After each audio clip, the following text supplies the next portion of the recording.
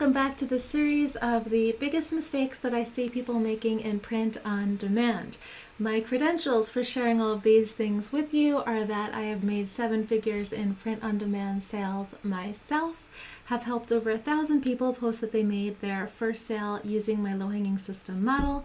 I've got a fulfillment center that has processed millions and millions of print on demand orders, and of course, I'm just in it all the time with low-hanging system, supporting people and kind of seeing what's going on. If you are inside the course, as I've mentioned in the other videos, go to rachelroffe.com/encourage. We've got an entire thread on this. It's this one here.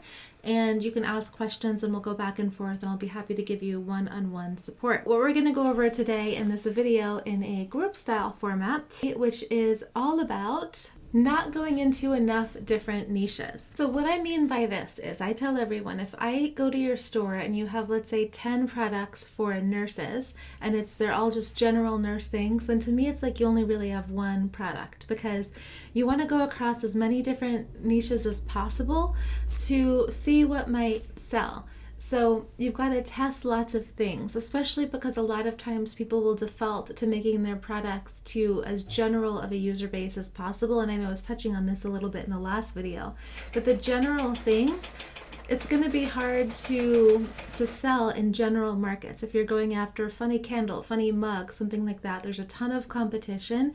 And so it's going to be very unlikely that you'll actually make sales. So I would instead love to see you get into obscure niches. If you're inside low-hanging system, use the master list, use spot niches. We have all these different sub kind of niches that you can get into. I would love to see you have products for, let's say, oncology nurse, ER nurse, this type of nurse, that type of nurse. If you're doing basketball, not just basketball, but wheelchair basketball or basketball coach, or all the different sub niches, because that's going to be where you're going to be able to start to stand out, number one. But the other thing is you've got to spread out and try lots of different things just for sake of just throwing spaghetti at the wall and seeing what works.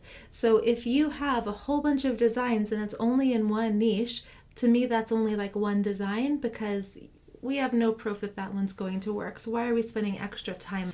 And so people might tell me, oh, I've got 100 designs, but when I dig in, according to the way that I look at it, it's really like 5 designs. And of those 5 designs, are those going after specific groups of people like we talked about in the last one, or are they general? We give you so much to go off of when you have spot niches and the master list and stuff like that inside the course. Just think, I had another video that I made somewhat recently on ChatGPT and how you could use that to find sub niches as well. Go into lots of different things. The goal here would be to think, wow, I've never even heard of this kind of niche, and make products for that, because that's going to be where you start to pick up some sales.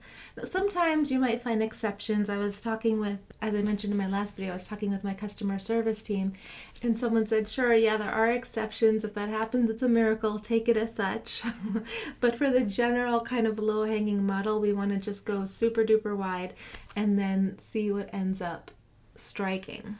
Now, to give you some kind of support here, if you're in the course, you know, but with the master list, you can come up with formulas and then just apply them to lots of different dog breeds or niches or whatever. So for here, we have all the different things, like 99 pages, but you can go in and just make a general formula. Let's say we're not going to do this because everyone does this, but life is better with a blank, and we have life is better with a beagle, a bearded collie, a Bedlington Terrier, a Belgian Malinois, and you can just work your way off of it. So it's not like you need to come up with all these new innovative phrases on your own for each individual thing. In fact, I would say don't do that, please. You want to kind of get as many out as you can. You want to just make sure that you're making something for the different niches, but you certainly don't need to spend a lot of time doing it. You can use Pixplosion inside the course to make it easy on yourself. Just get after all the different things, because how many things are you going to see for black and tan coonhound? Let's just search. And this is just the general word. There's just not going to be that much. So 1,000 plus. Let's go black and tan coonhound mug. Only 448 results. But if we say dog, well, dog is going to be insane. Well, 1,000 plus. Dog mug. 1,000 plus results. So we want to go after kind of the more specific things because that's going to help you stand out way better.